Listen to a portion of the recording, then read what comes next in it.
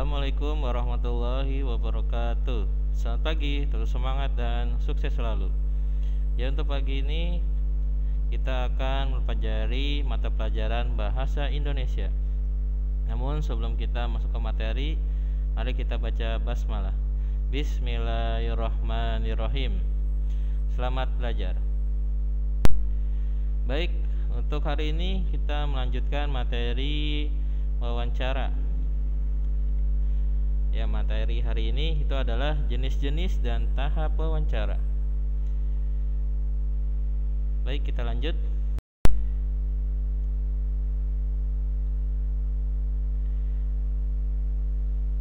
Wawancara berdasarkan pelaksanaannya dapat dibedakan menjadi sebagai berikut.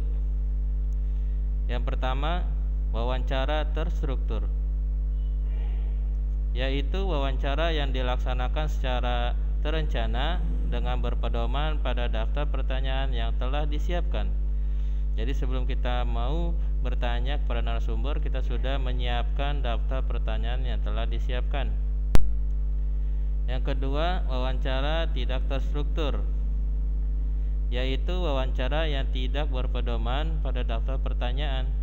Jadi hanya bertanya langsung, tidak menyiapkan daftar pertanyaan terlebih dahulu, kebalikan dari wawancara terstruktur.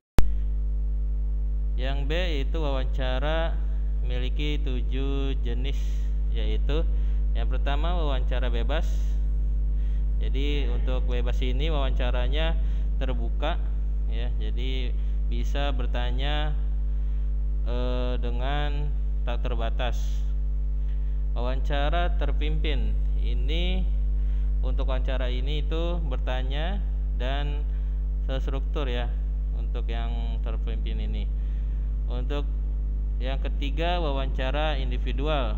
Ini hanya bertanya kepada satu responden atau satu narasumber. Yang keempat, wawancara kelompok, yaitu adalah wawancara kepada berbagai organisasi, banyak orang, melalui pertanyaan-pertanyaan melebihi satu responden. Yang selanjutnya adalah wawancara konferensi. Ini bertanya seperti kita bertanya kepada pemenang sebelumnya, ya, beberapa hari lalu itu Olimpiade di Tokyo, ya.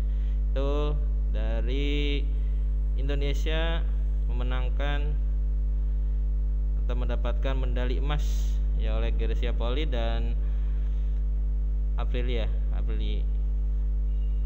itu mendapatkan emas, dan dia ditanyakan oleh pewawancara bagaimana dia mendapatkan medali itu, gitu. Jadi itu konferensi itu untuk bertanya pada satu atau dua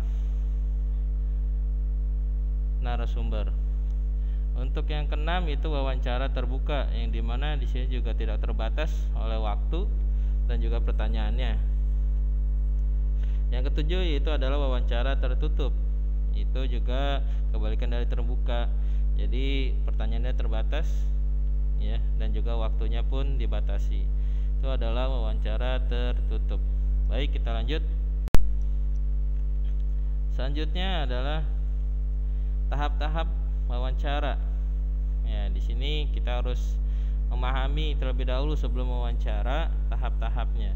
Yang pertama itu menentukan topik wawancara, apa yang ingin kita sampaikan, apa yang ingin kita pertanyakan, topiknya kepada narasumber. Yang kedua, menentukan narasumber yang disesuaikan dengan topik wawancara. Jadi harus sesuai dengan narasumber dan dengan topik. Ya, jangan beda topik dengan si narasumber, gitu. Yang ketiga, mengetahui identitas narasumber secara umum. Harus mengetahui si narasumber terlebih dahulu, latar belakang dari narasumber atau yang memberikan informasi. Yang keempat, menghubungi atau mengkonfirmasi narasumber yang akan diwawancarai. Harus menghubungi terlebih dahulu atau mengadakan perjanjian mau kapan waktunya dan di mana untuk melakukan wawancara gitu. Yang kelima, membuat garis besar atau daftar pertanyaan. Ya, itu tadi sudah kita persiapkan, namanya wawancara terstruktur. Namanya itu daftar pertanyaannya sudah kita siapkan untuk diajukan ke narasumber. Yang keenam, mempelajari masalah yang berkaitan dengan topik wawancara. Yang ketujuh, mempersiapkan alat bantu untuk mencatat hasil wawancara seperti buku, ATK ya, alat tulis, atau bahkan diperlukan juga alat rekam seperti kamera dan lain sebagainya. Baik, kita lanjut. Selain tahap-tahap yang harus kita ketahui juga ketika wawancara dengan narasumber, ada beberapa hal yang perlu diperhatikan atau etika atau sopan santun saat kita melaksanakan wawancara kepada narasumber, yaitu sebagai berikut. Yang pertama, datang tepat waktu sesuai dengan perjanjian. Jadi sesuai dengan waktu, sesuai dengan apa yang kita janjikan kepada narasumber, datang tepat waktu, jangan sampai telat gitu. Yang kedua, bersikap sopan santun, wajar dan ramah. Ini perlu yang harus kita terapkan ya, baik di wawancara maupun di kehidupan kita sehari-hari. Yang ketiga, mendahulukan pertanyaan yang ringan dan sederhana.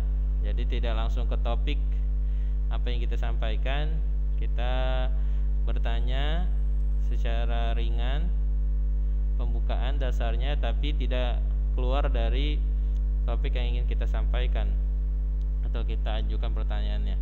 Yang keempat, bertanya dengan kalimat yang jelas dan singkat sesuai dengan topik wawancara. Tidak bertanya atau yang dijelaskan itu muter-muter ya, sesuai dengan apa yang ada di topik wawancara. 5. Hindari pertanyaan yang bersifat pribadi. Jangan menanyakan pribadi narasumber, harus menanyakan sesuai dengan topik wawancara saja. Yang keenam, mencatat hal-hal yang penting hasil wawancara dan menyimpulkan sendiri. Jadi apabila narasumber menjelaskan atau menjawab pertanyaan, itu hanya kita catat hal-hal yang pentingnya saja. Jangan semua yang dibicarakan oleh narasumber kita catat, sesuai dengan apa yang kita butuhkan informasinya. Yang ketujuh, jangan menyela apabila narasumber sedang berbicara. Jadi apabila narasumber sedang menjelaskan, kita dengarkan terlebih dahulu, dan apabila kurang jelas setelah narasumber menjelaskan baru kita bertanya. Ini pun untuk poin yang ketujuh ini harus diterapkan juga dalam kehidupan kita sehari-hari. Yang kedelapan, selesai wawancara ucapkan terima kasih. Pastinya karena kita sudah terpenuhi segala kebutuhan kita, apa yang informasi kita butuhkan, kita patut berterima kasih. Itu pun sama dalam kehidupan kita sehari-hari. Ya, begitulah untuk materi hari ini.